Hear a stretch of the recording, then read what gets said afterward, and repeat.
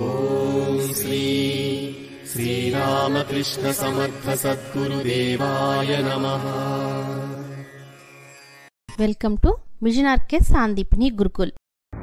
నేను 2.5 గంటల పాటు, గంట పాటు, 3 గంటలో 5 సంవత్సరాల పాటు, 22 సంవత్సరాల పాటు చెప్తున్నది ఏంటి అంటే గాయత్రి మంత్ర జపం ముఖ్యం. అది తప్ప అన్ని చేస్తున్నారు. చాలా మంది చిన్న చిన్న పిల్లలు, right from school going children, ఇది మ్యాక్సిమం ఏజ్ గురించి ఏం చేయమంటారు మాస్టర్ అంటారు. నువ్వేం చేయక్కర్లేదయ్యా, ఒకసారి నా క్లాసు విందాక అసలు అన్నీ వదిలేసి నిరంతరం గాయత్రి జపం చేసుకుంటూ ఉంటే నువ్వు శ్రీరామ శర్మ ఆచార్య కంటే గొప్పవాడు అయిపోతావు గ్యారంటీగా. ఎందుకు శ్రీరామ శర్మ ఆచార్య కంటే గ్యారంటీగా అయిపోతావు? సైన్స్లో ఇప్పుడున్నటువంటి సైంటిస్ట్ ఐన్స్టీన్ కంటే గొప్పవాడు. ఎందుకంటే ఐన్స్టీన్ చెప్పినటువంటి థియరీ ఇప్పుడు 8వ తరగతి పిల్లలకు కూడా తెలుసు. వాడు అంత కష్టపడి కనిపెట్టినటువంటి సిద్ధాంతం. శ్రీరామ శర్మ ఆచార్య చాలా తపస్సులు చేసి ఉండవచ్చు, చాలా పెద్ద సాధనలు చేసి ఉండవచ్చు, కానీ ఖచ్చితంగా ఆయన మీకంటే తక్కువే అవుతాడు. ఎందుకంటే ఆయన మీద మీరు నిల్చోబోతున్నారు కనుక, ఆయన యొక్క భుజస్కంధాల మీద కూర్చొని మనం ఇది మాట్లాడుకుంటున్నాం కనుక ఖచ్చితంగా మనం శ్రీరామ శర్మ ఆచార్య కంటే గొప్పవాళ్ళమే. అహంకరించడానికి కాదు. న్యూటన్ ఏం చెప్తాడు అంటే, నేను చాలా గొప్ప ఈ విద్యను ఎందుకు నేను మీకు ప్రపంచానికి అందజేయగలిగాను అంటే, because I'm sitting on the shoulders of Jain. మహానుభావుల యొక్క భుజస్కంధాల మీద నేను కూర్చున్నాను కనుక ఈ భౌతిక శాస్త్ర విజ్ఞానంలో ఇంత గొప్పవాడిని అయ్యాను. కూర్చోవాలి వాళ్ళ భుజస్కంధాల మీద అంటే అర్థం ఏంటి? వాళ్ళు ఏ విధంగా సాధన చేశారు, వాళ్ళు ఏ విధంగా సాధన చేయమంటున్నారు, మీరు ఆ విధంగా సాధన చేయాలి. సాధన గురించి వింటం కాదు. నిజంగా జరిగిన సంఘటన నేను చాలాసార్లు చెప్పుకుంటాను. నేను మీలో చాలా మంది వినుంటారు ఈ సంఘటన. కాశీలో ఆ కాలంలో, అప్పుడు నేను ఇంటర్మీడియట్ ఎంఎస్సీ చదువుతున్నాను, 19 ఏళ్ళు. అప్పుడు ఆయనకి 60 ఏళ్ళు. నేను ఎవరి గురించి చెప్తున్నాను? దశాశ్వమేధ ఘాట్లో మా ఇంటి పక్కనే ఉండేవాడు. ఆయన దగ్గరికి వెళ్తే మీకు స్విమ్మింగ్ మీద ఎన్ని పుస్తకాలు ప్రపంచంలో ఉన్నాయో అన్ని పుస్తకాలు కనిపిస్తాయి మీకు స్విమ్మింగ్ మీద. How to swim, swimming is the best exercise, swimming will lead to great great heights of spiritualism, కొన్ని టైటిల్స్. అలాంటి టైటిల్స్ ఇంగ్లీష్లో ఉన్నాయి, హిందీలో ఉన్నాయి. ఆయన బెంగాలీ వాడు, బెంగాలీలో కూడా ఉన్నాయి. గంగా ఒడ్డున ఉంటున్నాడు ఆయన. ఇంతకీ మీకు స్విమ్మింగ్ వచ్చినా అని అడిగాను. రాదు, ఐఎమ్ లెర్నింగ్ అబౌట్ ఇట్. ఇంకా పుస్తకాలు కొంటున్నాను, నేను చదువుతున్నాను, ఇంకా అవనివ్వండి, నాకు ఇంకా పూర్తి అవగాహన రాలేదు స్విమ్మింగ్ మీద. గది నిండా ఉన్నాయి హౌ టు స్విమ్ అనే బుక్కులు. ఆయన ఇంకా బతికి ఉండి ఉంటే, ఎందుకంటే అప్పుడే 60 ఏళ్ళు, ఇప్పుడు నాకు 60 ఏళ్ళు వస్తున్నాయి కనుక ఖచ్చితంగా ఆయన బతికి ఉండి ఉండడు.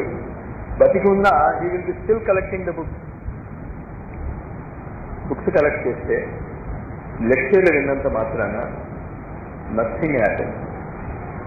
కానీ లెక్చర్లు మీకు ఆ గాయత్రి మంత్ర జపము చేయాలి అనేటటువంటి ప్రేరణ ఇస్తే, ప్రేరణ ఇచ్చింది అని నాకు అనిపించలే. ఎందుకంటే గాయత్రి మంత్ర జపం జరుగుతున్నప్పుడు నాకు మనుషులు బయట కనిపించారు.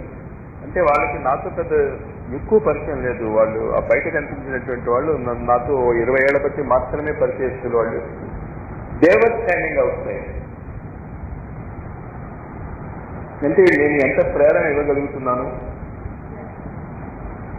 ఎందుకంటే చెప్తున్నాను నేను, మీకు అర్థం అవ్వాలి. చెప్పినది చెయ్యకపోతే మీరు ఎంత గొప్ప లెక్చర్ విన్నా ఇస్తే, చెప్పింది ఆచరించగలిగితే అసలు నేనేం వినక్కలే, ఒక్క ముక్క పట్టుకుంటే చాలు.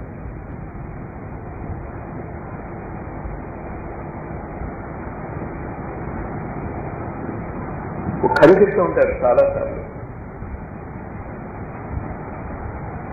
ఒక దొంగ తన కొడుక్కి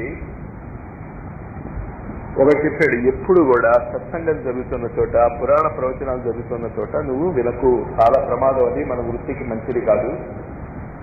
తండ్రి చెప్పినట్టే, తండ్రి చనిపోయిన తర్వాత కూడా చాలా సీరియస్గా వాడు ఎప్పుడు పురాణ కాలక్షేపాలకి దానికి వెళ్తూ ఉండేవాడు కాదు. కానీ ఒకసారి వాడి కర్మకాలి ఏమైంది అంటే, వాడు ఎక్కడికి దొంగతనం చేయటానికి వెళ్ళాలో అక్కడికి ఆ మార్గం గుండా వెళ్ళాల్సి వచ్చింది. వెళ్ళాల్సి వస్తున్నప్పుడు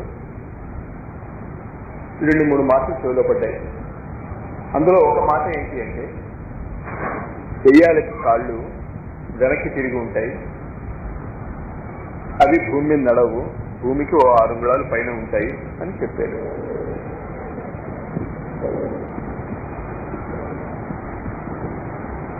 చెవిలో పడింది, మర్చిపోదామని ట్రై చేశాడు. అయ్యో తప్పైపోయింది, సత్సంగంలో ఈ 2 మాటలు మా నాన్న చెప్పాడు వినకూడదు అని. మీకు కూడా మీ పేరెంట్స్ అదే చెప్పుంటారని చెప్పి నేను ఎంత చెప్పినా మీరు వింటలేదు. క్లాస్లో ఏదో దూదే పెట్టుకుని వస్తూ ఉండి ఉంటారు.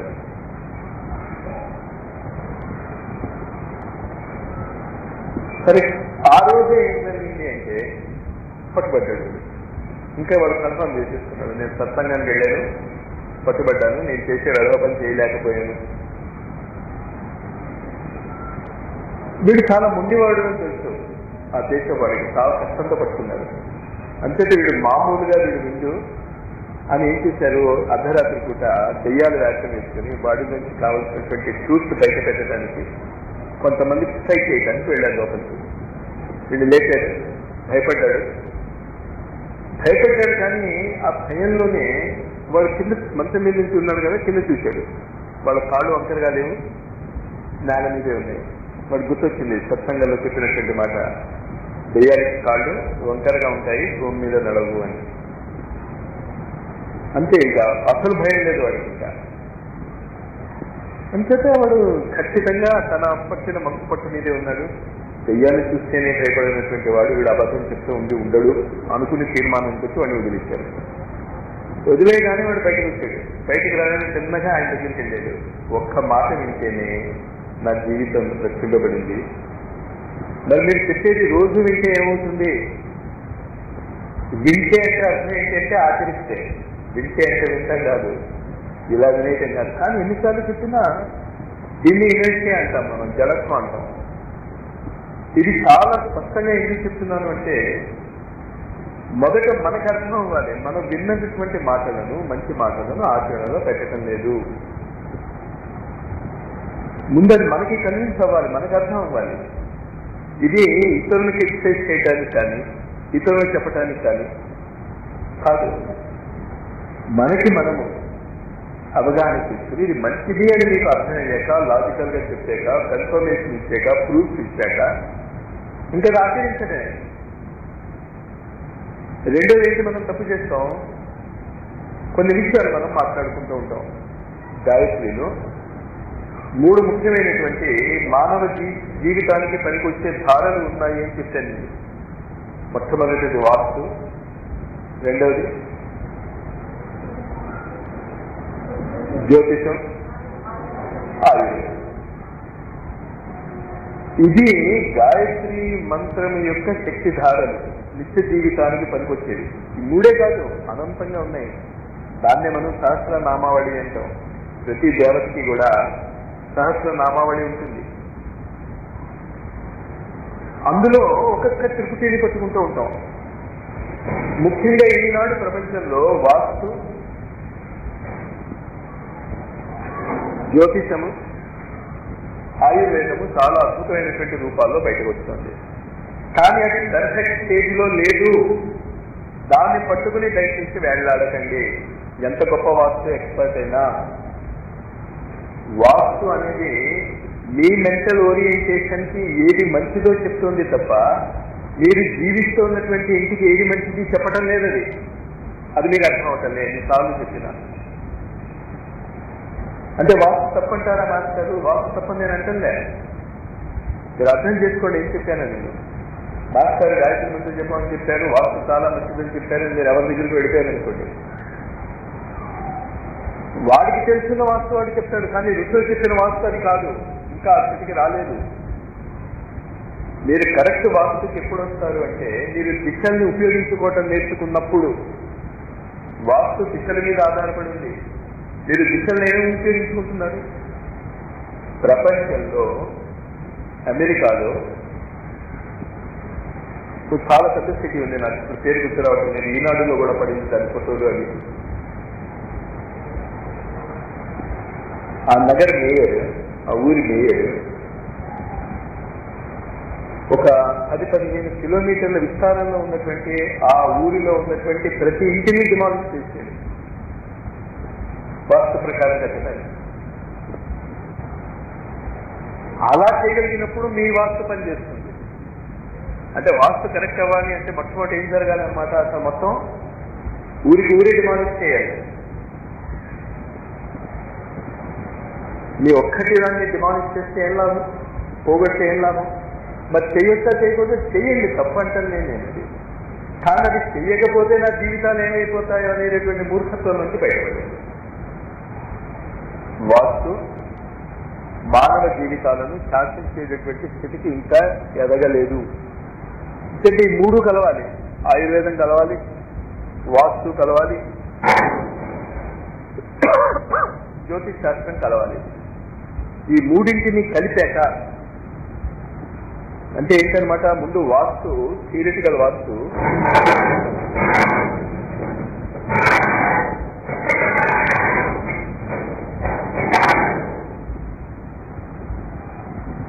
మీ జ్యోతిష్ శాస్త్రానికి మీ హారోస్కోప్ కి అనుకూలంగా ఉందా లేదా అది చెప్పగలిగే నాదుడు ఒక్కళ్ళేడు ప్రపంచంలో. జాగ్రత్త, వాడు మీ హారోస్కోప్ తీసుకుని నేను ఏదో లెక్క పెట్టి చెప్తున్నాను తెలియదు, అసలు ఆ నాలెడ్జే లేదే. అర్థమవుతుంది ఏం చెప్తున్నాను. యు లెర్న్ వాస్తు, ఎక్స్పెరిమెంట్ అది, వీలైనటువంటివి చిన్న చిన్నవి మనము చేసుకునేటటువంటి మార్పులు ఖచ్చితంగా చేసుకోండి. కానీ దాన్ని బట్టి వెంపర్లాడిపోయి భయపడిపోయి మా జీవితం అంతా కూడా దీని మీదే ఆధారపడింది అనేటటువంటి మూర్ఖత్వం నుంచి బయటపడాలి మీరు. ఎందుకంటే నిజంగా వాస్తుతోనే మీ జీవితాలు సరిదిద్దుకోగలిగి ఉంటే అసలు ఎప్పుడో మీ జీవితాలు మారిపోయి ఉండేవి, అంతే కదా. అది తప్పంటే నేను, ఇట్ ఈజ్ ఎ సైన్స్. ఆ సైన్స్ లో ఉన్నటువంటి ఫండమెంటల్స్ మీకు చెప్పాను నేను. ఆ ఫండమెంటల్స్ ఉపయోగించుకోండి. మీ ఇంటి వాస్తు ఎలా ఉన్నా, మీ చుట్టుపక్కల ఎలా ఉన్నా, మీరున్న గదిలో వాస్తు కరెక్ట్ చేసుకోగలిగితే చాలు. అది ఎలా చేసుకోవచ్చు, చిన్న చిన్న మార్పులు చేసి తీసుకోవచ్చు. మీరు అలాగే అంటే మాస్టర్ నైరుతిలో తలుపు ఉంది మాకు, అక్కడ బరువు ఉండాలంటారు. తలుపు అంటే అర్థమైంది మీకు, ఓపెన్ స్పేస్ ఉంది. మరి ఏం చేయాలి, వాస్తు ఒక కొండ బొమ్మ ఉన్నటువంటి కరెక్ట్ తీసుకొచ్చి తలుపుకు పెట్టుకోవయ్యా అంతే. The vastu is correct. అర్థమైంది అంత సింపుల్. మీకు వాస్తు అర్థం కాలే, అది చెప్పేటటువంటి వాళ్ళకి అసలు అర్థం కాలే. కానీ వాళ్ళు తప్పు చెప్తున్నారా? వాళ్ళేం తప్పు చెప్తారులే, వాళ్ళకి తెలిసిన నాలెడ్జ్ వాళ్ళు చెప్తున్నారు. నాకు తెలిసి అనేక ఎలోపతిక్ డాక్టర్లు ఆపరేషన్ చేయాలి అనేటటువంటి కేసెస్ హోమియోపతితో క్యూర్ అయ్యాయి, పర్మనెంట్ క్యూర్. అంటే ఇంకా ఎలోపతి డాక్టర్లకి ఏమీ రాదన్న అర్థం. అది వాళ్ళకి తెలిసిన సైన్స్ లో అది ఇన్క్యూరబుల్. కానీ వాళ్ళకి తెలిసిన సైన్స్ లో వాళ్ళు హార్ట్ని ట్రాన్స్ప్లాంట్ చేసేయగలరు, ఎముకల్ని ట్రాన్స్ప్లాంట్ చేసేయగలరు, ఆర్గన్స్ ని ట్రాన్స్ప్లాంట్ చేసేయగలరు. మరి హోమియోపతి డాక్టర్ చేయలేడుగా. ఇంతకీ ఎవరు గొప్ప? ఇద్దరు కరెక్టే. మీకు ఏది అవసరమో దాన్ని ఉపయోగించుకోండి. ఒకదానికి పిచ్చివాళ్ళలాగా అతుక్కుపోయి గందరగోళం పడిపోతుంది. అస్ట్రాలజీలో కూడా కరెక్ట్ గా మీకు డైరెక్షన్ ఇచ్చేటటువంటి అస్ట్రాలజర్ ఈనాడు భూమి మీద లేడు. వాడు చెప్పినవన్నీ జరిగిపోతాయి మాస్టర్.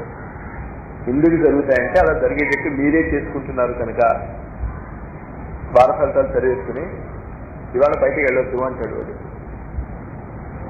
మీరు బయటికి వెళ్తారు. సో రాయి మీద కాలు పడింది, దాన్ని ఏమంటారు కనుక కాలు పెంచింది.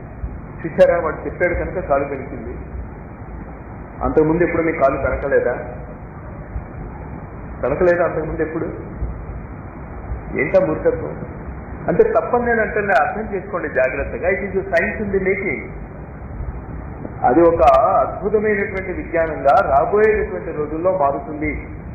దానికి మీరు పునాదులు వేసుకోవాలి, మీరు నేర్చుకోవాలి. అది బిగినింగ్ సైన్సే. ఆ బిగినింగ్ సైన్స్ ని పట్టుకుని జ్యోతిష్ శాస్త్రం క్లాసులు పెట్టిన రోజు నేను చాలాసార్లు చూస్తాను. అందుకే నేను జ్యోతిషాన్ని మానేశాను 1984 తర్వాత. రెండో రోజు నుంచి వాడి హారస్కోప్ పట్టు కూర్చుంటాడు వాడు. ఇంకా నీకు అసలు రాసులు ఎన్నో తెలియదు కరెక్ట్ గా. గ్రహాల యొక్క డెప్త్ నీకు తెలియదు. నీ హారస్కోప్ పట్టు కూర్చుని ఇవాళ హోరా బాగోలేదు, ఇవాళ అది బాగోలేదు. అసలు ఈ హోరాలు చూడటం వల్లే కష్టాలు వచ్చాయి. భలే భలే భలే గాయత్రి మంత్ర సిద్ధులు నాకు కనిపిస్తున్నారు. గాయత్రి మంత్రం అంటే బుద్ధి, అంటే బుద్ధిహీనులు అన్నమాట. ఖచ్చితంగా ఇది ఎందుకు చెప్తున్నాను, గాయత్రి మంత్రం అంటే అనలిటికల్ పవర్, డిస్క్రిమినేటింగ్ పవర్. అది మీరు గాయత్రి మంత్రం చేసుకుంటూ వస్తూ ఉంటుంది. అది అర్థం చేసుకోండి.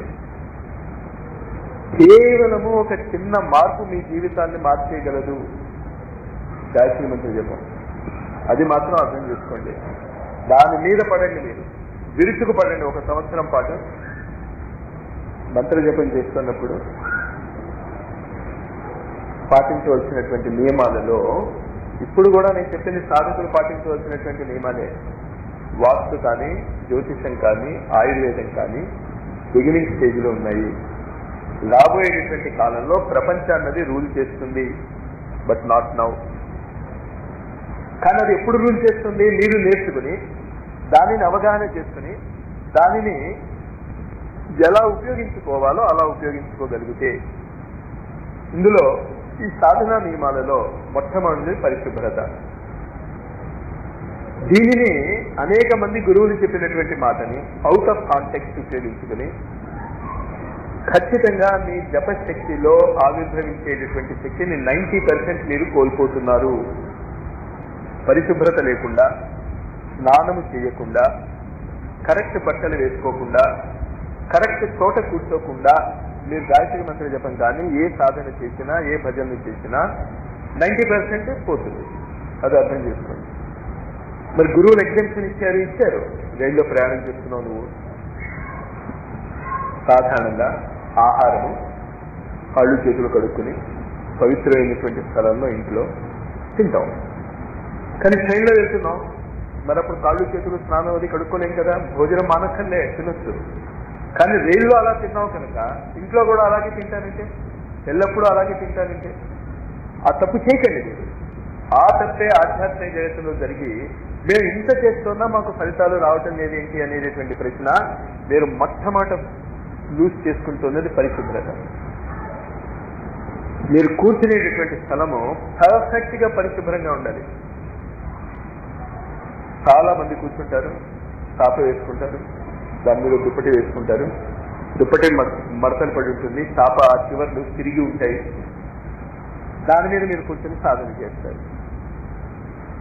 పోయే 90%. ఉదాహరణ అర్థమవుతుందో కన్ఫ్యూజ్ అవుతున్నారా?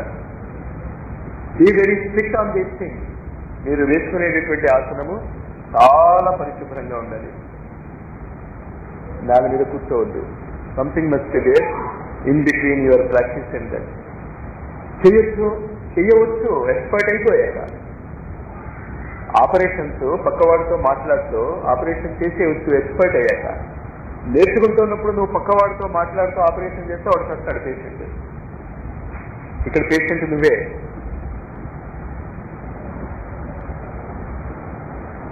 వస్తాడంటే అర్థం ఏంటి?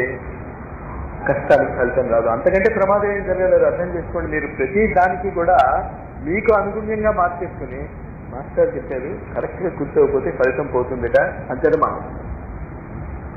కరెక్ట్ గా కూర్చుని మంత్రజపం చేసుకుని అప్పుడు ఆహారం తీసుకోవాలి. ఆహారం తీసుకునే ముందు ఒక పిడత బయట పెట్టి రావాలి అని చెప్పి ఆ నియమం పాటించకుండా తినేస్తున్నారు. మాస్టర్ చెప్పారని ఈ నియమాలు ఏం పాటించరు. పరిశుభ్రత అంటే మెటిక్యులస్ పర్ఫెక్షన్. మీరు చాప వేశారు అంటే పర్ఫెక్ట్ గా వేయాలి. యోగా కర్మస్థ కౌశలం. ఇంకోటి కూడా గుర్తుంచుకోండి, మీరు దుప్పట్లు అవి పరుస్తున్నప్పుడు మీరు దుప్పటి పరిచిన విధానాన్ని బట్టి మీ జీవితాలు మారుతాయి. దుప్పటి పరిచిన విధానాన్ని బట్టి, మీరు కూర్చునే చోటు బట్టి. మీరు కూర్చుంటున్నప్పుడు ఆ ఆసనం ముడతలు పడితే మీరు ఎక్కడ కూర్చున్నారో అక్కడ. కానీ మనం ఏం చేస్తాం తప్పు, పక్క వాళ్ళకి కరెక్ట్ చేస్తాం. చెప్పారనుకోండి ఇంకా పక్క వాళ్ళ మీద గడిపోతుంది. మీరు కరెక్ట్ చేసుకోండి, పక్క వాళ్ళకి మీరు ఏమీ చెప్పొద్దు. వీఆర్ నాట్ గురువు. వాళ్ళ జీవితాలు కానీ వాళ్ళ సాధన కానీ మన చేతిలో లేదు. మనం కాదు బాధ్యత వహించండి వాళ్ళ గురువు. మొట్టమొదటి పరిశుభ్రత అంటే అర్థమైంది కదా. మీరు ఎంత పరిశుభ్రంగా ఉండగలరో అంత పరిశుభ్రంగా ఉండండి. నా సజెషన్ ఏంటి అంటే యూజ్ ఎల్లో క్లాత్. ఈనాడు ఎల్లో కలర్ కి చాలా ప్రాముఖ్యత ఉంది. ఆ ఎల్లో కలర్ అనంతమైనటువంటి సద్బుద్ధిని, సమృద్ధిని, శాంతిని కూడా ఆకర్షిస్తుంది. కలర్ థెరపీ అంటే ఆ రంగుని వాడటం నేర్చుకోండి. పసుపు రంగు. 1వ క్లాస్ పిల్లవాడు ఒక చిన్న గదిలో ఎవడో కామెంట్ పెడితే, గుంటూరులో సంగతి చెప్తున్నాను, I think it must be happening here also. వాడు ఒక డ్రెస్ పెడతాడు. భగవంతుడు తెలియాలి ఆ డ్రెస్ మెటీరియల్ కొనడానికి మా ఫ్రెండ్ ఎంత అవస్థపడ్డాడు. వాడు కొత్తగా పెట్టారు, అదేదో కలర్ పెట్టాడు. ఆ కలర్ కూడా తమాషాగా ఉంది, దాని మీద చెక్స్ ఉన్నాయి. ఎవడు చెప్పాడు వాడికి అలాంటి డ్రెస్ పిల్లలకు పెడితే చాలా మంచిదని? ఎప్పుడు గీత గళ్ళు గీతలు ఉన్నటువంటివి ఎక్కువ వాడకండి మీరు. అంతేత ఇప్పుడు ఉన్నవన్నీ ఏం చేయబట్టి వాస్తు గురించి నేను చెప్పినట్టు మీరు పిచ్చివాళ్ళలాగా నేను చెప్పిందంతా కూడా ధ్యానం చేస్తున్నప్పుడు మీరు పాటించవలసిన నియమాలు చెప్తున్నాను తప్ప నిత్య జీవితంలో మీ ఇష్టం. మీరు ఎన్ని వేషాలు వేయదలుచుకుంటే అన్ని వేషాలు వేయండి. రకరకాల బట్టలు వేసుకోండి, చెక్స్ వేసుకోండి, చెక్స్ మీద చెక్స్ వేసుకోండి, బట్ నో చెక్స్. చెక్స్ అంటే నేను చెప్పింది అర్థమైందా? క్లియర్ అందరికీ? నిలువు గీతలు, అడ్డు గీతలు ఉన్నటువంటి బట్టలు చాలా తక్కువ వాడుకోండి. కానీ అది వేసుకోవటం వల్ల మీ జీవితాలు మారిపోతాయంటే ఏమి అవ్వ. ఇన్నాళ్ళు బట్టి వాడుతూనే ఉన్నారుగా, ఏమైపోయారు మీరు? బాగానే ఉన్నారు.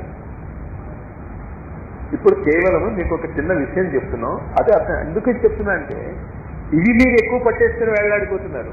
అసలైన గాయత్రి మంత్రం జపం వదిలేస్తారు.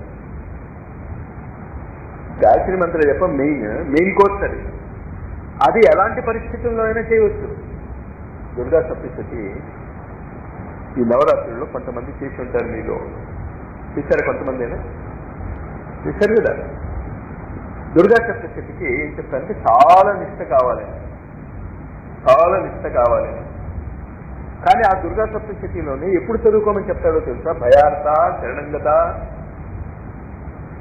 భయంతో ఉన్నటువంటి వాళ్ళు, శరణం కోరేటటువంటి వాళ్ళు, రాజు బంధించేసి అగ్ని మధ్య, చోర మధ్య, రాజభయ, నిన్ను బంధించేసి కిడ్నాప్ చేసేసి ఎవరో కట్టిపడేశారు మిమ్మల్ని ఒక గదిలో, భయంకరమైనటువంటి పరిస్థితుల్లోనూ అక్కడ నువ్వు ఎలుగెత్తి పిడు దుర్గా సప్తశతితో అంటే అక్కడ మీరు ఏం నిష్ఠలు పాటించగలరు?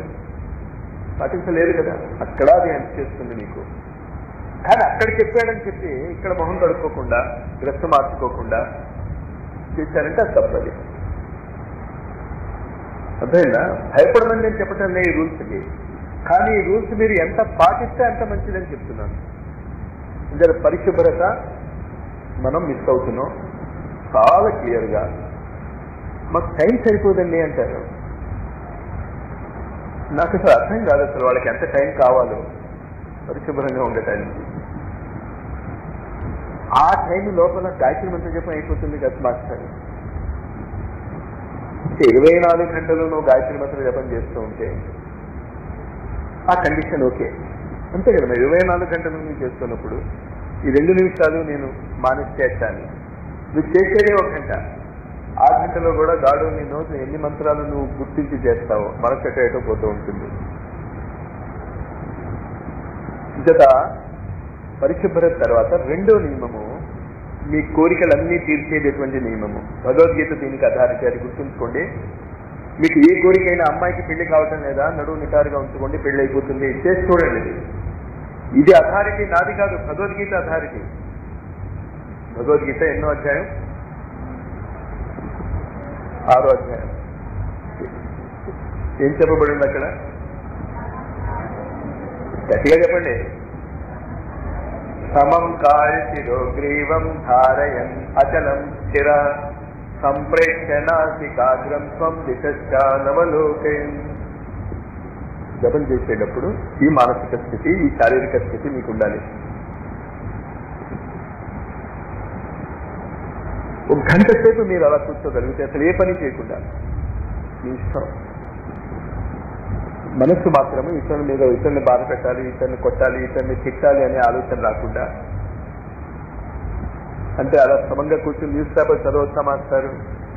న్యూస్ పేపర్ చదివితే మొట్టమొదటి మీకు పడేది ఏంటంటే ఫలానా వాడు పెట్టాడు, ఫలానా వాళ్ళని చంపేశారు. ఆ మానసిక స్థితిలో మీరు ఎలా కూర్చుంటే ఎలా లాభం? న్యూస్ పేపర్లకు చదవటానికి కాదు చెప్పేది. ఇది గాయత్రి మంత్ర జపం కానీ, మీరు పూజ కానీ, ఆహారం తీసుకుంటున్నప్పుడు కానీ స్ట్రైట్ గా ఉండటం నేర్చుకోండి. సమం కాయ శిరో గ్రీవం ధారయన్ అచలం స్థిర. ధారయన్ విత్ ఎఫర్ట్. మీరు ప్రయత్నించండి అంటున్నాడు, దానంటే నుంచోదు. అది మీరు ప్రయత్నించాలి. అచలం, కదలకుండా ఉండాలి, స్థిరంగా ఉండాలి. అది నేను ఎప్పుడు కాలు పక్కన పెట్టేసి లేచి నుంచుంటాడు, చాప తిప్పేస్తాడు. ఆ 3 మంత్రాలలో వీడికి ఏం సేవ్ అయిపోతుందో టైం నాకు తెలియదు.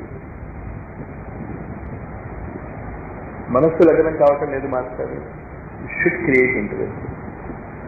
నేను నిన్న కూడా చెప్పాను కదా మీకు, మొన్న కూడా చెప్పాను కదా, ఇంతవరకు ఒక గురువు దగ్గరికి వచ్చి సినిమా చూస్తున్నప్పుడు నాకు మనస్సు లగ్నం కావటం లేదు, ప్లీజ్ సినిమా చూసేటప్పుడు నా మనస్సు లగ్నం ఏదైతే చేయండి అని ఒక్కడు అడగలేదు.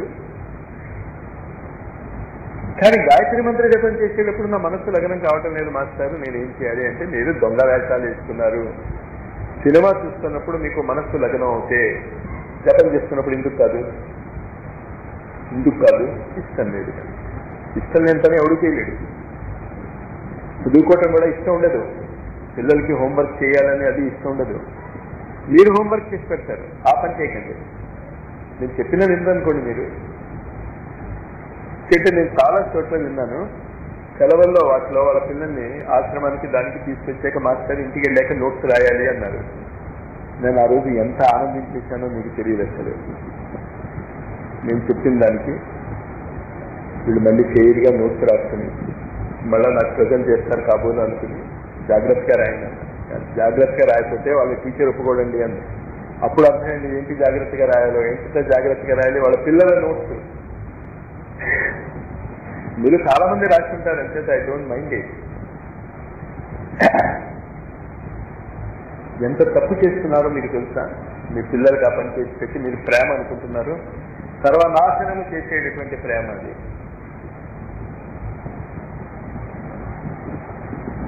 వాళ్ళ పని, వాళ్ళ హోంవర్క్ వాళ్ళు చేయకుండా. కానీ ఈ హోంవర్క్ చేయటం ఒక మల్టీఫ్యాక్ట్ సిస్టంలో చాలా హెల్ప్ చేసింది ఎలక్షన్ గెలవటానికి అని మొన్న పేపర్లో పడింది. మొన్న అంటే 2-3 రోజుల కిందట కలకటాలో చదివాను నేను. కలకటాలో న్యూస్ పేపర్లో వాడు రాశాడు, తల్లిదండ్రులు హోంవర్క్ చేయటం వల్ల పిల్లవాళ్ళ హోంవర్క్ మల్టీప్లాక్స్ సిస్టంలో చాలా పెద్ద పెద్ద అక్కడ ఫ్లాట్స్ ఉంటాయి, ఒక 500-600 మల్టీప్లాక్స్ అన్ని ఒక చోట. దానికి ప్రెసిడెంట్ సెక్రటరీ అవటం అంటే అదొక పెద్ద క్రెడిట్. అది ఎలా వాళ్ళు సంపాదించుకున్నారు అంటే వాళ్ళ ఫ్లాట్ లో ఉన్నటువంటి వాళ్ళ పిల్లల యొక్క హోంవర్క్ చేసిట. అలా వాళ్ళు చేశారు కనుక వాళ్ళు ప్రెసిడెంట్ చేశారు ఫ్లాట్ కి. కానీ దానివల్ల ఏమయ్యారంటే మీ పిల్లల భవిష్యత్తు నాశనం చేశారు మీరు. అలాగే మంత్ర జపం చేస్తున్నప్పుడు సమంకాయ శిరోగ్రీవం ధారయన్ నచలం స్థిర అన్నమాట మంత్ర జపం అయిపోయిన 5 నిమిషాల వరకు వర్తిస్తుంది. గబుక్కులు లేవకండి ఎప్పుడు కూడా. అదొక్క కండిషన్ కూడా మీకు చాలా ఉపయోగపడుతుంది. ధ్యానం చేస్తారు, ఓం స్వస్తి అనగానే చేతులు కలిపి గంటి మీద పెట్టేసుకుంటారు. 5 నిమిషాలు ఆగండి, ఏం పర్వాలేదు.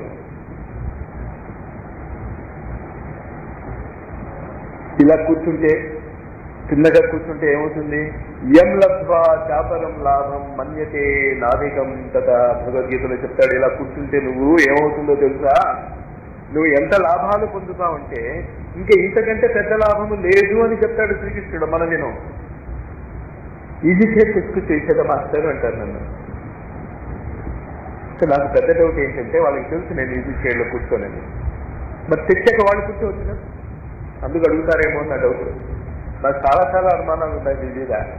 నా కోసం చేస్తున్నారా మీకోసం చేస్తున్నారా అని. అంటే ఈజీ చైర్లో కూర్చోవద్దా? హాయిగా కూర్చోండి. నాకు చాలా చాలా అనుమానాలు ఉన్నాయి మీ మీద. నా కోసం చేస్తున్నారా మీకోసం చేస్తున్నారా అని. అంటే ఈజీ చైర్లో కూర్చోవద్దా? హాయిగా కూర్చోండి. ధ్యానం చేస్తున్నప్పుడు సంగతి చెప్తున్నాను. మిగతా టైంలో మీ ఇష్టం, మీరు ఎలా అయినా కూర్చోండి, నో ప్రాబ్లం. స్ట్రైట్గా కూర్చొని చూడండి. మీరు ఒక 1 month మీ యొక్క ఆర్థికమైనటువంటి, పిల్లలకు సంబంధించినటువంటి, ఆరోగ్య సంబంధించి మీ యొక్క, నేను మీ యొక్క వ్యక్తిగతం కాదు, కుటుంబంలో వాళ్ళకు కూడా దీని ఎఫెక్ట్ వెళ్తుంది. ఎందుకు వెళ్తుంది అంటే each man is a magnet. ప్రతి మనిషి కూడా ఒక అయస్కాంతం. వాడి శిరస్సు ఉత్తర ధ్రువము, వాడి మూలాధారం బొమ్మ దగ్గర, వాడి మూలాధారమేమో దక్షిణ ధ్రువం.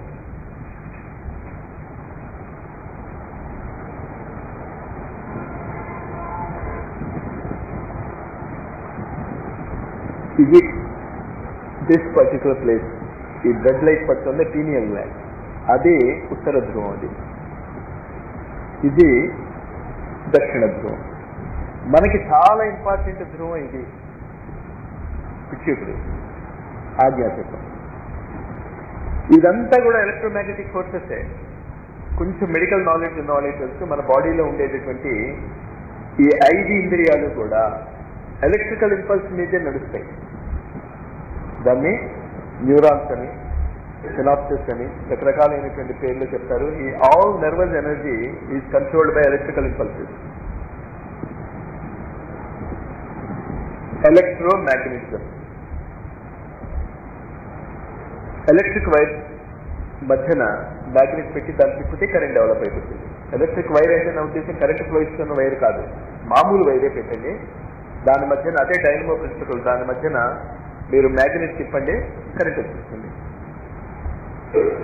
మీరు సెకండ్కి 18 కిలోమీటర్ల వేగంతో తిరుగుతున్నారు ఇప్పుడు కూడా. అది తెలుసా మీకు? Hour earth is rotating. Earth A speed లో తిరుగుతుందో అదే స్పీడ్ లో మీరు తిరుగుతున్నారు. ఎర్త్ మీద ఉన్నారు కనుక మీకు తెలిసినా తెలియకపోయినా. And earth has got its own magnetic field. ఆ మ్యాగ్నెటిక్ ఫీల్డ్ లో మీరున్నారు. మీరు కనుక కరెక్ట్ గా ఉంచుకోగలిగితే మీ మ్యాగ్నెటిక్ ఫీల్డ్ ని, ఆటోమేటిక్ గా కరెక్టెడ్ మ్యాగ్నెట్ చుట్టుపక్కల ఉన్నటువంటి మ్యాగ్నెట్ ని కరెక్ట్ చేసేస్తుంది ఆటోమేటిక్. అది మీకు అంతగా అది ఫిజికల్ గా మీరు వెరిఫై చేసుకోదలుచుకుంటే, ఇనప రజని, ఐరన్ ఫైలింగ్స్ మీరు కాగితం ముక్క మీద తెల్ల చెదురుగా పడేయండి. దాని కింద ఒక చిన్న మ్యాగ్నెట్ పెట్టండి, అన్ని కరెక్ట్ గా అలైన్ అయిపోతాయి. అన్ని ఐరన్ ఫైలింగ్స్ కూడా కరెక్ట్ గా అలైన్ అయిపోతాయి. అంతేత మీరు స్ట్రైట్ గా కూర్చుంటే మీ కుటుంబంలో ఉన్నటువంటి వాళ్ళందరూ కూడా అలైన్ అయిపోతారు. యం లబ్ధ్వా చాపరం లాభం మన్యతే నాధికం తథా. శ్రీకృష్ణుడు అర్జునుడికి చెప్తున్నాడు. ఇది మామూలు వ్యక్తికి చెప్పండి. అర్జునుడు ఎలాంటి స్థితిలో ఉన్నటువంటి వ్యక్తి మీకు అనేక సార్లు చెప్పాను కదా. ఊర్వశిని చూస్తే తల్లి అన్నాడు. ఇంద్రుడు అశ్వసింహాసనం మీద కూర్చున్నాడు. శివుడితో దెబ్బలాడి పాశుపదాస్త్రం సంపాదించుకున్నాడు. అటువంటి వ్యక్తికి చెప్తున్నాడు శ్రీకృష్ణుడు, నువ్వు చిన్నగా కూర్చుంటే నీకేమవుతుందో తెలుసా బాబు, నువ్వు ఇదంటావు. ఎవడు? నేను, మీరు కాదు, అర్జునుడు అంటట. యం లబ్ధ్వా చాపరం లాభం మన్యతే నాధికం కదా. అర్జునుడికి ఎన్ని లాభాలు వస్తాయంటే నీకు ఎన్ని లాభాలు వస్తాయి? ఆ చిన్న రహస్యాలు అందుకు చాలా ఇంపార్టెంట్. అలైన్మెంట్ రకరకాలుగా జరుగుతుంది. ముఖ్యంగా ఈ కాలంలో ఉండేటటువంటి ఆల్ టైప్స్ ఆఫ్ పెయిన్స్ కారణం ఏంటంటే అలైన్మెంట్ కరెక్ట్ గా లేదు. మనం కరెక్ట్ గా కూర్చోం. అసలు వెన్నుపూస ఎప్పుడు స్ట్రైట్ గా ఉంటుంది. ఇలా అయినా ఉంటాం, ఇలా అయినా ఉంటాం, ఇలా అయినా అంటాం, ఇలా అయినా అంటాం. అనొద్దంటే నేను ఇలా ఫిక్స్గా నిలిచిపోయి మాస్టర్ చెప్పారు కథలో కద్దారా నీకు ఇలాగే కూర్చుంటే. ఇది ఎప్పుడు కూర్చోమంటున్నాను? ధ్యానము, జపము అది చేస్తున్నప్పుడు మాత్రమే దయచేసి ఈ రూలు పాటించండి. మిగతా టైం ఇప్పుడు మీరు పాటిస్తారంటే పాటించండి, మంచిదే. కానీ పాటించలేకపోతున్నాను మాస్టర్, నేను స్ట్రైట్గా కూర్చోలేకపోతున్నాను మాస్టర్. జపం చేస్తున్నప్పుడు కూర్చుంటే చాలు, రోజల్లా కూర్చోక్కర్లేదు. ఒకవేళ మీ సమస్యలు తీరలేదనుకోండి, బై ఛాన్స్ సైన్స్ లో 2 చెప్తాడు వాడు. ఒకటి తీరిపోతాయి నీ కోరికలన్నీ, శ్రీకృష్ణుడు చెప్పింది. తీరలేదనుకో అప్పుడేమవుతావు? నెక్స్ట్ టైం ఏంటి?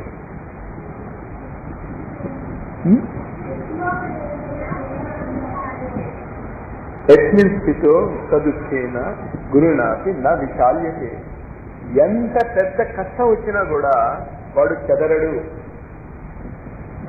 ధనామని మాస్టర్, ఇంక నాకు బతకాలని లేదు మాస్టర్ అనే మాట రాదు వాడికి. మీ పిల్లలు చదువుకుంటున్నప్పుడు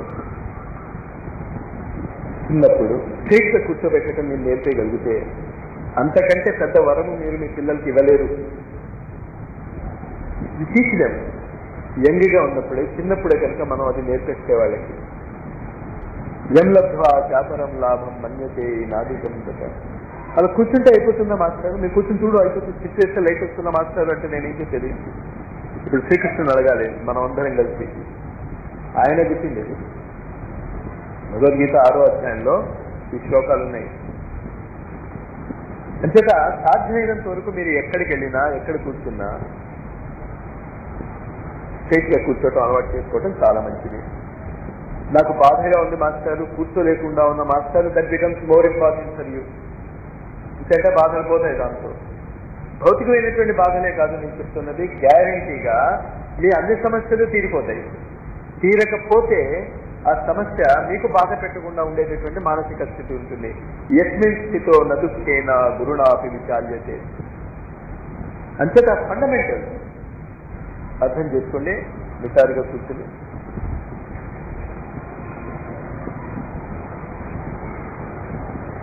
ఈ 3వ పాయింట్ చాలా ఇంపార్టెంట్.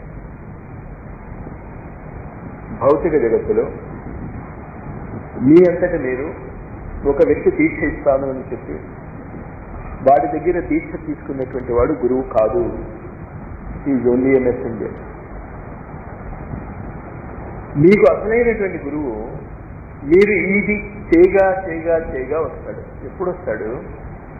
అతను చెప్పిన పని మీరు చేయగలరు అన్న మానసిక స్థితి మీకు వస్తే మీకు గురువు లభిస్తాడు తప్ప ఈనాడు ప్రపంచంలో సశరీరముగా ఉన్నటువంటి ఈ గురువు కూడా ఆధ్యాత్మిక గురువు కాదు మీకు అది గుర్తుంచుకోండి. హౌఎవర్ గ్రేట్ ఇన్ ఇది.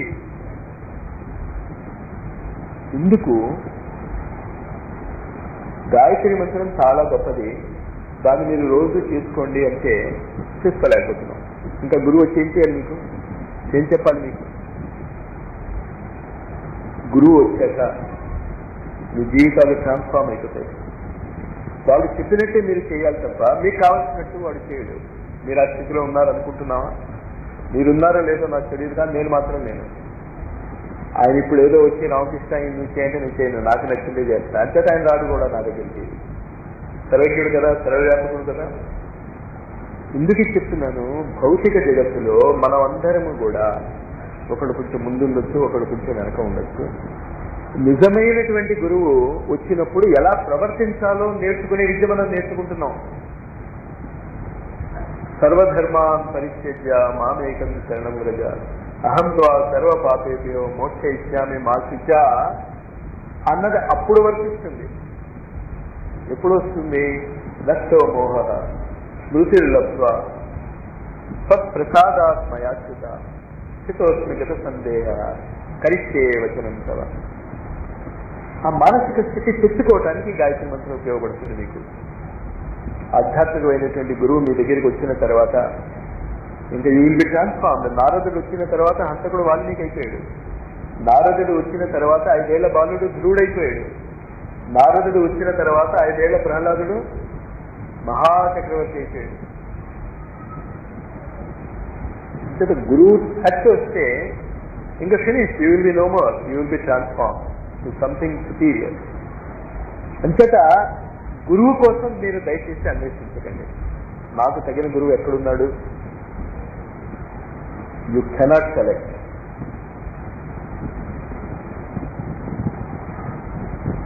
నువ్వు ఈ సాధన చేసుకుంటూ వెళ్ళిపోతూ ఉంటే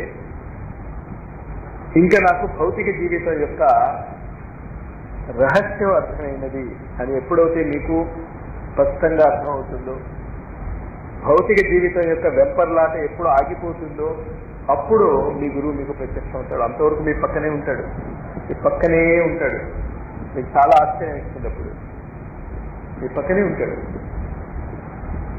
కానీ దయచేసి అతను ఎవడు అని మాత్రం మీరు ఇప్పుడున్న స్థితిలో గుర్తించడానికి ప్రయత్నించకండి. Never do that.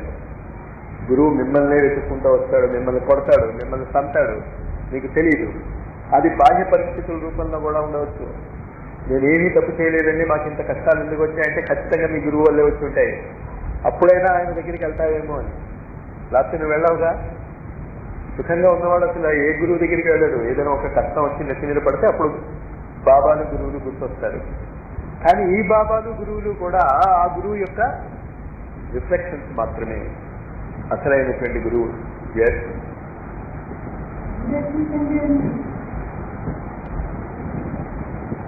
శ్రద్ధతో కూడిన ఈ శ్రద్ధ ఆయనే వెతుక్కుంటూ వస్తాడు అని. అవునమ్మా, శ్రద్ధతో కూడిన. శ్రద్ధ లేదుగా. శ్రద్ధ ఏంటి? ఆ గురువులు చెప్పినటువంటి మాట. గాయత్రి మంత్రం జపం చేసుకుంటే చాలా మంచిది అని ఆ గురువులు చెప్పారు. శ్రీరామ శర్మ ఆచార్య చెప్పలే, దయానంద సరస్వతి చెప్పలే. ఎవరు చెప్పాడు? ఆ గురువులు చెప్పింది మనం పట్టుకుంటూ వస్తాం. న్యూటన్స్ లా ఎవరు చెప్పారు? ఫిజిక్స్ లెక్చరర్ చెప్పాడా? ఫిజిక్స్ లెక్చరర్ ఎవరు చెప్పాడు? వీళ్ళందరికీ ఆ న్యూటన్ చెప్పాడు. ఆ న్యూటన్ చెప్పిన దాని మీద మీకు నమ్మకం ఉండి శ్రద్ధతో ఆ చెప్పిన పనులు చేస్తూ ఉంటే ఏమవుతుంది? మీకు ఆ రిజల్ట్స్ వస్తాయి. అర్థమైందా? గాయత్రి మంత్ర జపం చెయ్యం, మెడిటేషన్ చెయ్యం, ధ్యానం చెయ్యం, కీర్తనలు అసలు చెయ్యం, సంకీర్తనలు అసలు చెయ్యం. మాస్టర్ కీర్తన సంకీర్తన అంతే ఒకటే, మామూలుగా ఒకటే. ఇదంతా ఎందుకు చెప్తున్నాను అంటే ఈ కాలంలో మొత్తము ప్రపంచము కూడా గురుచేతనత్వం యొక్క కంట్రోల్లో ఉంది. ఎంతమంది గురువులు ఉన్నారు? అందరూ కరెక్టే, అందరూ కరెక్టే.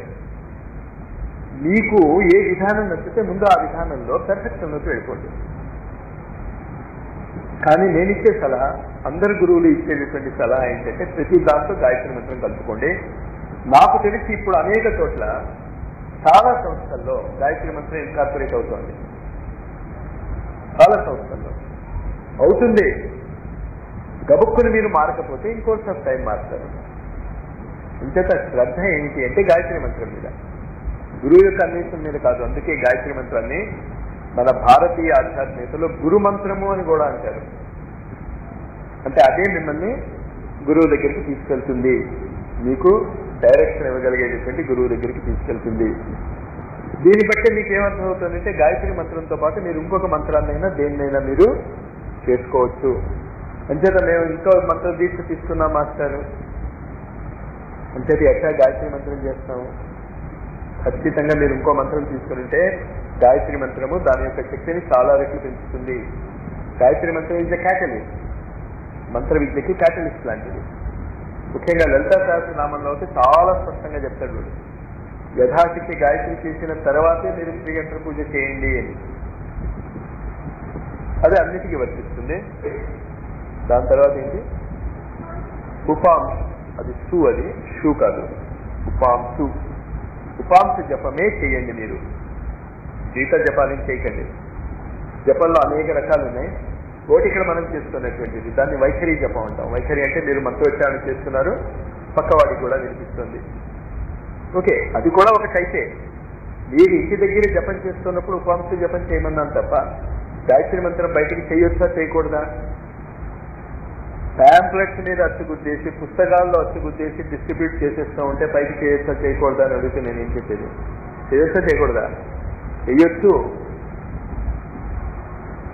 కానీ జపాలలో 10 రకాలైనటువంటి జపాలు ఉన్నాయి. అందులో సాధకుడికి చాలా మంచి రిజల్ట్ ఇచ్చేటటువంటిది, చాలా ఉపయోగపడేటటువంటిది ఏంటంటే ఉపాంశ జపము. ఉపాంశ జపము ఏంటి అంటే పెదవులు కదులుతూ ఉంటాయి, నాలిక కదులుతూ ఉంటుంది, కానీ మీరు చేస్తున్నటువంటి మంత్రము పక్కవాడికి వినిపించదు. కానీ రెండు కదలాలి. కొంతమంది అది చేయటం మొదలైతే నా దగ్గరికి వచ్చి ఏమడుగుతారంటే మాస్టర్ దవడలు నొప్పిస్తున్నాయండి. రోజల్లా వాడు మాట్లాడుతూ ఉంటే వాడికి దవడలు నొప్పట్లేక గాయత్రి మంత్రం జపం చేస్తే దవడలు నొప్పెట్టేస్తాయి. వాళ్ళే కారణాలు చెప్తారు. ఓహో, మరి ఏం చేస్తారైనా నీకు అంత బాధగా ఉంటే మానేయన్నా, అందుకంటే నేను చేయగలిగేది ఉంటుంది. కానీ డాక్టర్ తినొద్దన్నాడు, పళ్ళు లూజ్గా ఉన్నాయి, జంతికలు తింటాడు పంటి నొప్పితో పాటు, అక్కడ దవడ నుంచి రాలేదు, ఏమీ రాలేదు. వేషాలు వేసుకోకండి. మీ మనస్సు భలే వేషాలు వేసుకుని మిమ్మల్ని ఇక్కడ నుంచి మిమ్మల్ని ఎలాగా ఇందుకు మీరు ఏ ఆధ్యాత్మిక విధానంలోకి వెళ్ళినా మనస్సు తొక్కుతుంది. And nobody wants to die. పాపం మనస్సును కూడా మీరే అనకండి. పాపం అది ఎవడు చావాలని కోరుకోడు, మనస్సు కూడా చావాలని కోరుకోదు. అంటే ఎప్పుడు మీరు ఆధ్యాత్మిక విషయాలలో చేయదలుచుకున్నా ఖచ్చితంగా మీకు అడ్డు తగులుతుంది మనస్సు. అది మీరు ఎక్స్పెక్ట్ చేయాలి. Yes, the disturbance is going to come. ఏం చేయాలి? దాన్ని ఓవర్కమ్ చేసుకోవాలంటే మీరు నిష్టగా కాదు, నేను గంట సేపు కూర్చోదలుచుకున్నాను, నువ్వు ఏం వేషాలు వేసినా కూడా నేను కదలను. ఉపాంశం చెప్పండి.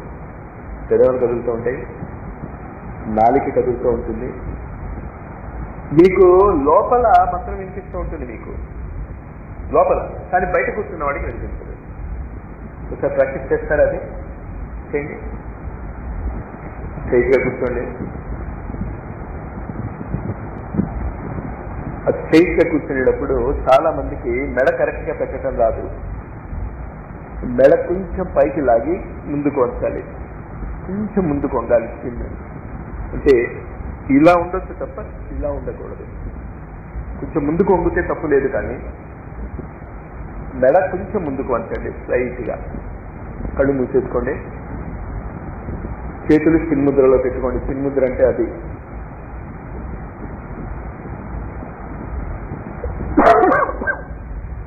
జపం చేయండి. పెదవులు కదలాలి. నేను కనిపిస్తున్నానా మీకు? ఒకసారి కళ్ళు తెరవండి. నేను చేస్తున్నా చూడండి.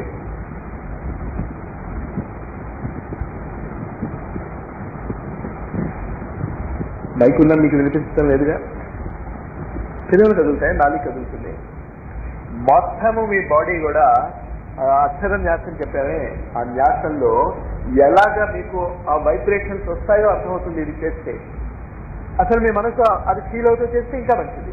ఈ అక్షర న్యాసాన్ని కళ్ళు మూసేసుకుని 2-3 సార్లు దాన్ని మీరు ప్రాక్టీస్ చేసుకుంటే మీకు గుర్తుండిపోతుంది. It is not at all difficult. చూడటానికి ఏదో చాలా గందరగోళంగా ఉంది, కానీ అది ఉపాంశం జపం అంటే. మీరు చేసి చూడండి. ఏ మంత్రం అయినా, గాయత్రి మంత్రమే కాదు, మీరు ఏ మంత్రం చేసినా ఇలాగే చేసుకోండి.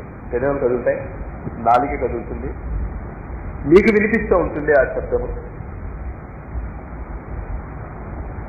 కానీ మీరు పక్కన కూర్చున్న వాడికి కూడా వినిపించకూడదు. 5-6 రోజులు మీరు ఇది ప్రాక్టీస్ చేసుకుంటే ఇంకా మీరు దాని యొక్క బ్యూటీని అర్థం చేసుకోగలుగుతారు. అసలు ఎంత అందులో ఇమ్మర్షన్ వస్తుంది అంటే అసలు మీరు బయటకు రాలేరు. పక్క వాళ్ళు చెప్పాలి మీకు టైం అయిపోయింది లేనాయన అని. It's just a question of practice, అంటే అభ్యాసం. నెక్స్ట్ రూల్స్ మధ్య చెప్పం ఆపేయండి. ఇదే చాలా ఇంపార్టెంట్. ఫిఫ్త్, మీరు చేస్తున్నటువంటి సాధనా పద్ధతి తెలిసిన వ్యక్తితో అయినా లేకపోతే అలాంటి సాధన చేస్తున్నటువంటి వాళ్ళతో అయినా డిస్కస్ చేయండి, కానీ మిగతా వాళ్ళతో డిస్కస్ చేయకండి. ఎందుకు డిస్కస్ చేయొద్దంటాం అంటే మనకి ఉన్నటువంటి అద్భుతమైనటువంటి విద్య ఏంటి అంటే అనుమానించి పెట్టడం. లేని అనుమానాలు క్రియేట్ చేస్తారు. తమాషా మీరేంటంటే ఆధ్యాత్మిక జగత్తులో ఆ అనుమానానికి ప్రాముఖ్యత ఇస్తాడు. బాగా ఆ విషయం తెలిసినటువంటి వ్యక్తి చెప్పిన దానికి అసలు మనం ప్రాముఖ్యత ఇవ్వం. ఇంకటి ఎప్పుడు కూడా మీ సాధనా పద్ధతులు ఇతరులతో డిస్కస్ చేయొద్దన్నాం. మీలో మీరు డిస్కస్ చేసుకోవచ్చు, ఆ సాధన చేస్తున్నటువంటి వాళ్ళతో డిస్కస్ చేసుకోవచ్చు. దాని మీద అభిరుచి ఉంది, మీరు చేస్తున్నది ఏదో మాకు చెప్తే మేము చేస్తా ఉన్న వాళ్ళతో డిస్కస్ చేయొచ్చు. కానీ ఎవడైనా చెప్పాక దాని మీద మీకు ఒక అనుమానం కలిగజేసేటటువంటి మాట చెప్పే వాళ్ళతో మాత్రము మీరు డిస్కస్ చేసుకోకండి. ఒక్కరే కూర్చుని తినటం మంచిది కాదు. ఇతరులను గాయత్రి సాధన చేయడానికి ప్రోత్సహించి సురక్షితమైనది.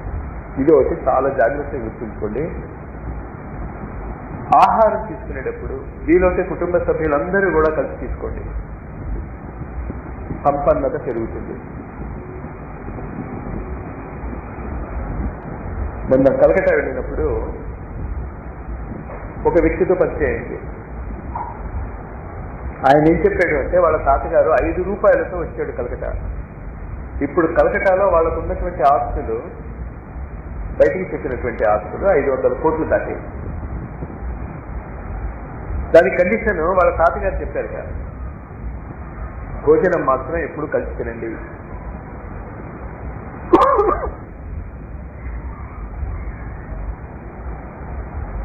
వీళ్ళ తండ్రి అంటే ఎవరో ఈ విషయం నాకు చెప్పారో వాళ్ళ తండ్రి అంటే ఆ తాతగారి కొడుకు. అప్పటికి ఈ అబ్బాయికి 14 ఏళ్ళు ఎంతో పట్టాయట. వాళ్ళు ఏదో బిజినెస్ పెట్టుకున్నారు, బిజినెస్ లేట్ అయింది. సాయంత్రం 7 గంటలకు ఇంటికి రావాలి అంటే 7:15 వచ్చేసా. And the grand father knows that he has gone on urgent work. ఆ రోజంతా రాత్రి బయట నిలబెట్టేశారు. అదండి మా అదృష్టానికి కారణం. ఇప్పుడు భోజనానికి రమ్మని పిలిస్తే ఎన్నో సార్లు పిలిపించుకుంటే తప్ప వెళ్ళాం. మనం చేసే తప్పు ఇది. అన్నం పరబ్రహ్మ స్వరూపం అంటాం, అన్నదానం చాలా గొప్పదని చెప్తాం, అన్నమే పరబ్రహ్మ అంటాం, ఆ అన్నమే మీ మనస్సును ఏర్పరుస్తుంది అంటాం. పిలవగానే అసలు ఎంత ప్రేమతో ఎంత భక్తితో ఒక సద్గురువు దగ్గరికి వెళ్తున్నటువంటి భావంతో మీరు అన్నం దగ్గరికి వెళ్ళాలి. Our concept has changed.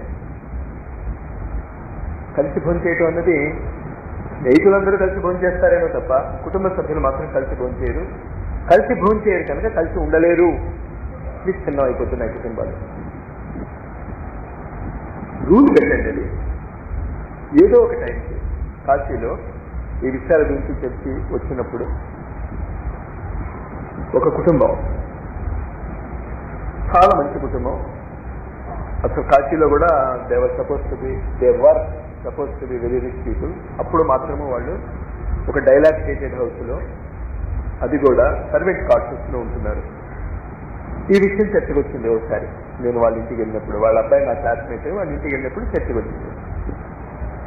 సరే వాళ్ళ అమ్మ ఉన్నారు. అప్పుడు ఈ చర్చ జరుగుతున్నప్పుడు వాళ్ళ అమ్మ అంది, నువ్వు నిజమే చెప్తున్నావా బాబు అని. మా గురువు గారు చెప్పారమ్మా, ఇదంతా గాయత్రి మహావిజ్ఞానంలో ఉన్నది, ఇందులో ఉన్నది చెప్తున్నాను నేను. ప్రతి లైను ఇందులోంచి తీసిందే నేను. కలిసి తింటే చాలు అంటే వాళ్ళ కుటుంబం ఎంతలా విచ్ఛిన్నం అయిపోయింది అంటే, ఒకడు రిక్షా లాగుతున్నాడు, ఒకడు బుల్లక్ కార్టును లాగుతున్నాడు.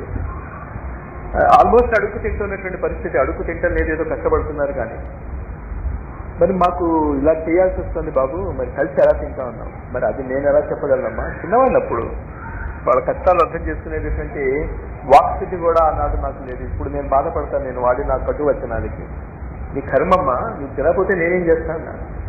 ఆ కటు వచనమే ఆమెని లేచిందో తెలియదు నాకు. కానీ ఇప్పుడు మాత్రం ఈనాటికి నాకు ఆ బాధ ఉంది. I can visualise that see. ఆవిడ ఎంతో ఆర్తితో ఆ ముసలావిడ అడిగితే, నీ కర్మ ఏం చేస్తావు, నువ్వు చేయకపోతే సావు అన్నది. అప్పుడు ఆవిడ కోడలు, ఓ పని చేయొచ్చు, నేను అర్ధరాత్రి అందరం కలవగలం, అప్పుడు తినొచ్చా అండి.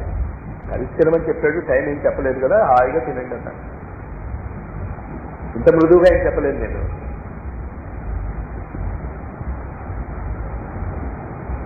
సో 3 నెలల తర్వాత వెళ్తే వాళ్ళు సర్వెంట్ క్వార్టర్స్ లో లేరు, వాళ్ళ హౌస్ లోకి మారిపోయారు.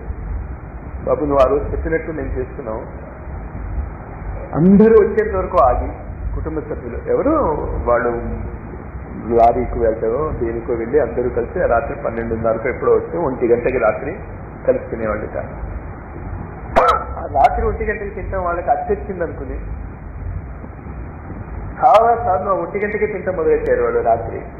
దాని తర్వాత ఇప్పుడో వెళ్ళినప్పుడు 1 గంటకి తింటున్నా ఇప్పటికే అన్నారు. అలా తినక్కర్లేదు, ఎప్పుడు తిన్నా కలిసి తినింది.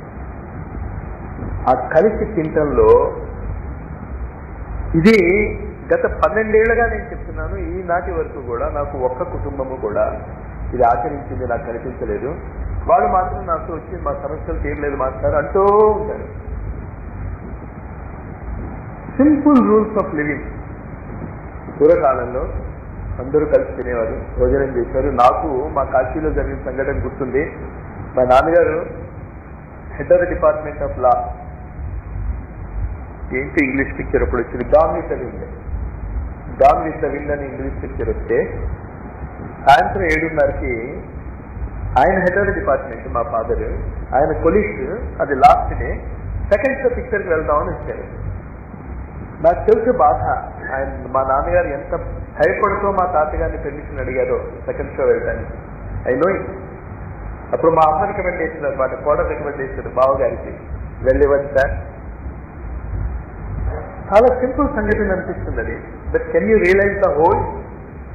తమాషా ఏంటంటే ఖచ్చితంగా అదే బాగ్ అనే పిక్చర్ వచ్చింది ఇప్పుడు. అది చూపించాడు అందులో వాడు. కానీ ఈ యాంగిల్లో చూపించలేదు, కలిసి భోజనం చేయడం అది ఇది. ఎందుకు చెప్తున్నాను అంటే సాయంత్రం 7 దాటాక